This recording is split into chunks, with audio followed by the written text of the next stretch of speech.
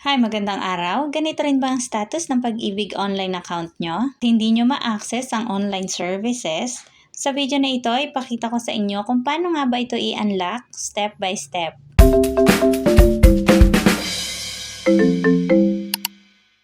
Kung na-lock ang inyong account dahil sa maraming wrong login attempt, good news kasi pwede na natin itong ma-unlock through online.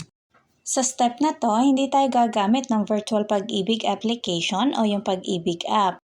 Kailangan nating mag-open sa kanilang official website.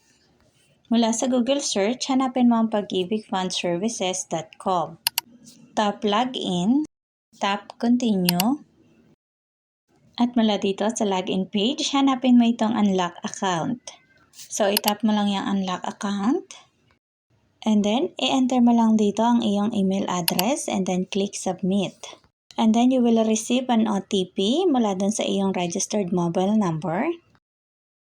Kailangan mo lang siyang i-fill out dito. So, ganito yung sample na text message mula sa Pag-ibig. At i-fill out mo lang to and then click Confirm. So, sabi dito, you have successfully unlocked your virtual Pag-ibig account. Please check your email for instruction.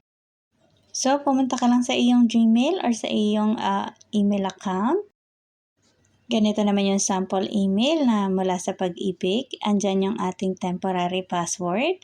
So, i-take note nyo lang yan at kapag okay na, itap mo tong click here. Dito, i-enter mo ang iyong email address. I-enter mo ang temporary password. Ito yung galing sa email. At dito, kailangan mong mag-create ng sarili mong password. Sa paggawa ng password, kailangan it combines with small letter, capital letter, at least one number, at special character.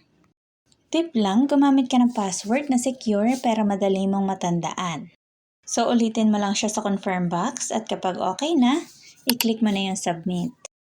At kapag okay ang ating request, ganito yung inyong mababasa. Password reset successful. You can now log in to virtual Pag-ibig. Ngayon, pwede ka na mag-login gamit ang inyong email account at new password.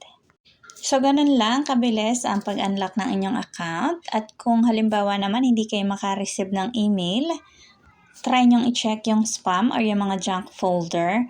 Pero kung hindi pa din, pwede kayong tumawag sa Pag-ibig hotline o mag-visit na lang sa pinakamalapit na Pag-ibig branch.